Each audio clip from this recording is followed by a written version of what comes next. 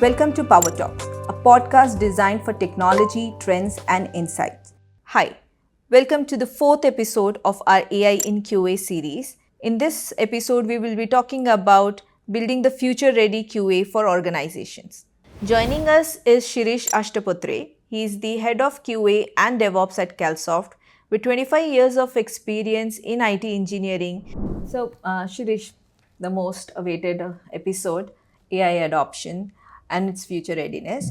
So, before we move ahead, how should a QA team should upskill themselves for better AI adoption or to work alongside with AI tools?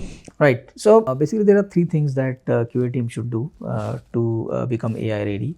Number one, get the basic understanding of how AI systems work. Number two, some level of understanding of data so that they can better judge basically which data is they can use to train the AI models and how to basically validate the outcome. And the third thing is definitely the automation. So in my opinion, these three areas the QA team needs to upskill themselves to become AI ready. So, with AI in picture, what are the new roles that are coming in QA?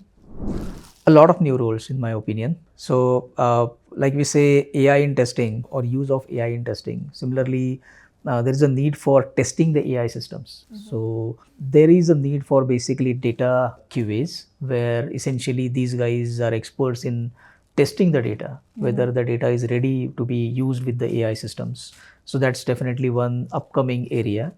Apart from that, validation or testing of machine learning algorithms or end-to-end integration of different AI specific workflows or applications are other upcoming areas where there are a lot of opportunities for QA folks. So, how do you personally balance manual testing, automation, and AI-driven initiatives? I think these three, although there are a lot of overlaps, but again, each one of these areas have their own use cases. I look at manual QAs as more like a domain SMEs who has a lot of contextual or information about the application and the specific domain. Automation is something about making sure that the repetitive tasks are automated so that there is no manual effort goes into these kind of things. And the AI, in my opinion, comes on top, where essentially it helps both the QA teams take some informed decisions.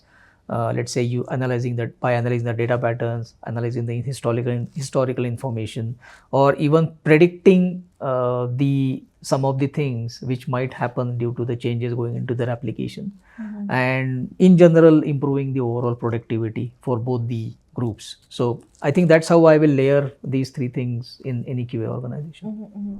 So, in your opinion, is there a need for any cultural or mindset shift for better AI adoption in QA or with AI coming in QA?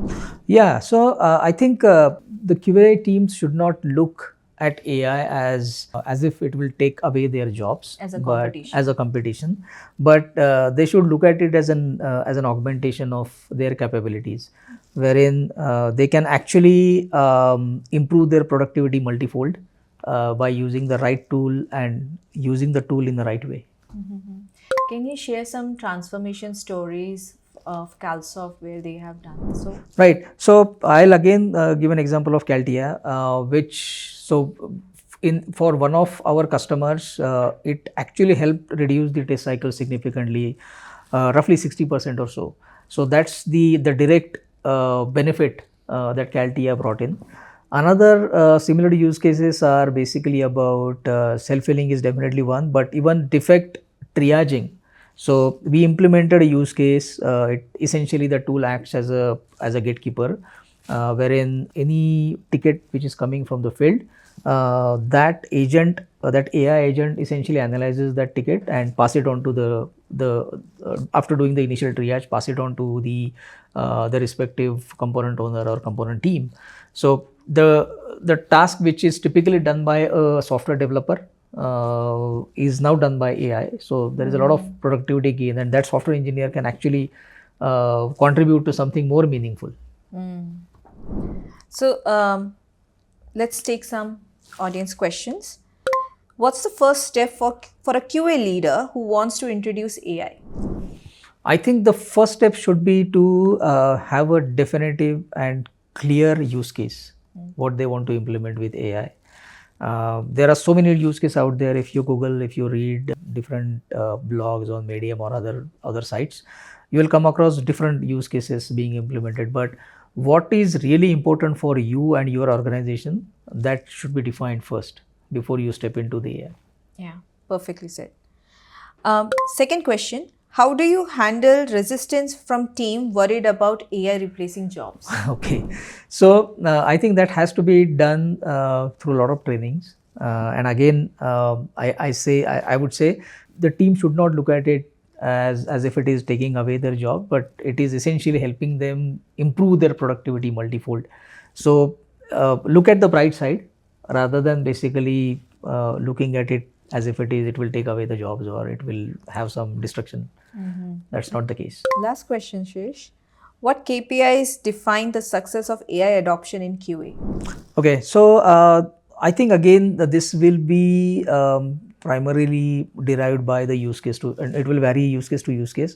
But in general, if we talk the percent productivity gains of your engineers, the reduction in test cycles, the speed at which you are making releases every time, and the overall reduction in go-to-market timelines are some of the matrices typically the QA managers or product managers look at when they adopt AI in their QA pipelines. Thank you for watching this episode till the very end. If you have any questions and queries, please feel free to write to us at marketing@calsoftinc.com. If you have missed any episode from the series, you can find the details in the description. Till then, stay safe, stay healthy, and see you next time.